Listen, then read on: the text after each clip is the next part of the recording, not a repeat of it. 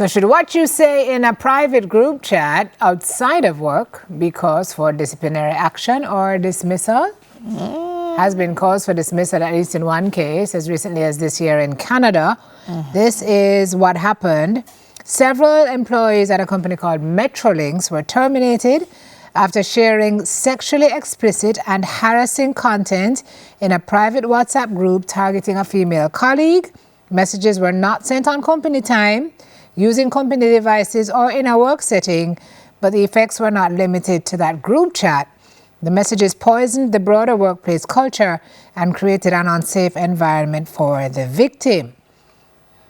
Yikes.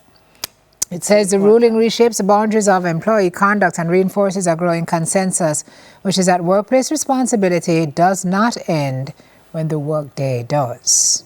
It's an important conversation because I've seen people do and say things, and when you say, and they say, but it's my private thing, and I'm on my own time. So I've seen people on social media say, oh, the supervisor is the worst, and I wish I could go home. I'm going to go, in our group chat? No, like on Twitter or Facebook. Oh, yeah, true. Talk about their workplace on social media in a disparaging way, or even their bosses. And I'm thinking, and they say, but I did it on my page, phone, and I did it on my profile, and I'm like, you must be kidding. Well, we're in the era where employees are looking at your social as part of your resume. So they're looking at what you send, they're looking at your work experience, they're looking at your so, but they're also checking your social media to see how you portray yourself in that space. Then why not the embassy a part of your resume as well? Why not in the embassy asking for any social media? They want to know if they're going to allow somebody who has certain tendencies into their country. So, when it comes to like WhatsApp now, how you distinguish that? Clive introduced myself and Nefrel to something yesterday called OneView.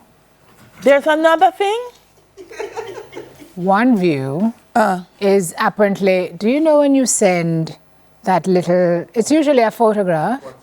Oh, like you watch, you view it and then it deletes? Yes. OneView used particularly for, but the point was made that, and I heard somebody say... Can you screenshot OneView? You can't screenshot it, but you can use another phone, which is an instance I heard of yesterday where somebody sent something to somebody thinking it's in OneView, and the person said, well, I just use another phone and take the image and I still have it.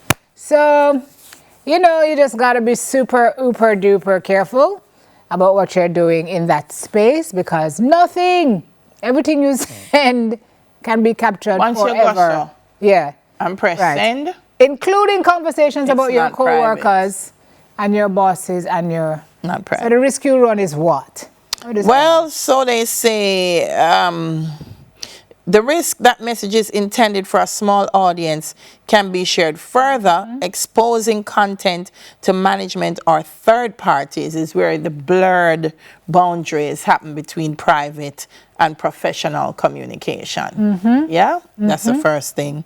Legal and policy considerations, balances the rights to privacy versus employers' interests in protecting regulation.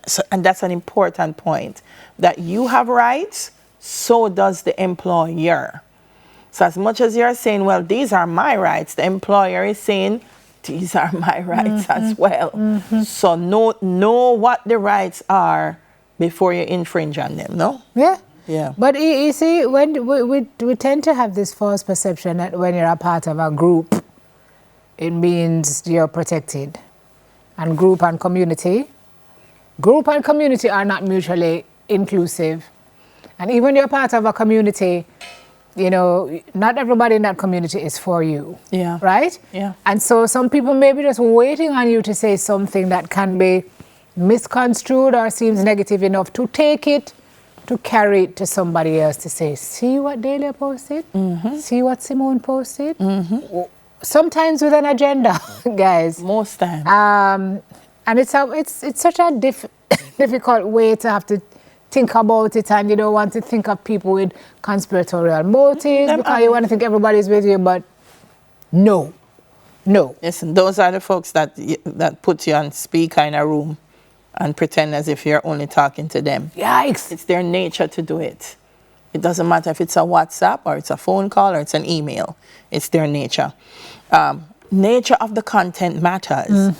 Harassing, discriminatory, obscene, or defamatory content is more likely to justify disciplinary action. Now, in the case that Simone read earlier, to me, okay, they're in their private group discussing their colleague, but what they're discussing when they get to work, it's still something that's top of mind. Reputational. It's top of mind. The way they engage with her will be driven by what they discussed. Because if somebody in the group says, hey, you know, so this girl, she forgive my language, she easy, for example. Then they've opened the door for people to approach her all the time thinking that, you know, whatever you say is going to be cool when it's not. So you might have done it in the group, but it does affect the workplace culture. And it's disrespectful of your colleague. And that's why they gone home. Facts. Never to come back to work. Facts. And to explain to the next boss why you get sent home.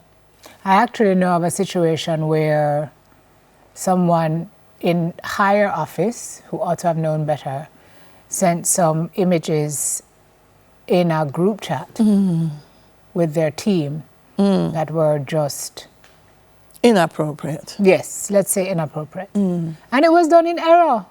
Wow. But can't pull it back. It was a mistake. Wrong group does not work after you've sent something to your direct reports. As a grown, experienced supervisor that them just not supposed to see coming from you. And so, you know, that was the end of that game. Yeah. So I never mean to send it here is not an excuse, right? Also, Simone, if you are in a WhatsApp group at work and what you're exchanging is supposed to be work business, and then you take out the work business out of the group and send it to a family member or a friend or someone, you've broken the trust of your colleagues. Yeah. And you're just really supposed to assume that whatever you're sending in that group is confidential. Yeah. Right? Yeah. So how do you have a consideration moving forward to make sure it doesn't happen? It says best practices. Just assume that whatever you're sending can be seen. Think before you post, especially in work-related groups. Avoid using messaging apps for sensitive or explosive comments. Use formal channels when possible. Use your email. You're less likely to put certain things in your email. And then it says limit intermingling of work and personal life in messaging platforms. But really, Harris, you said something that's important. Establish within the group chat, group work chat. This is a group chat for this work. Good. Everything said here is to be, right, of a certain nature, and also left here. Look, so that when you breach that. Group admins must also do their job. Yeah. Like if I'm in a group and I admin a group and somebody drops something in, I'm deleting it. And if I have to talk to you 3 or 4 times, I'm removing you from the group.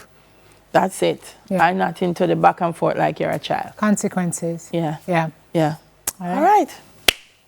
That is it for Girl Talk.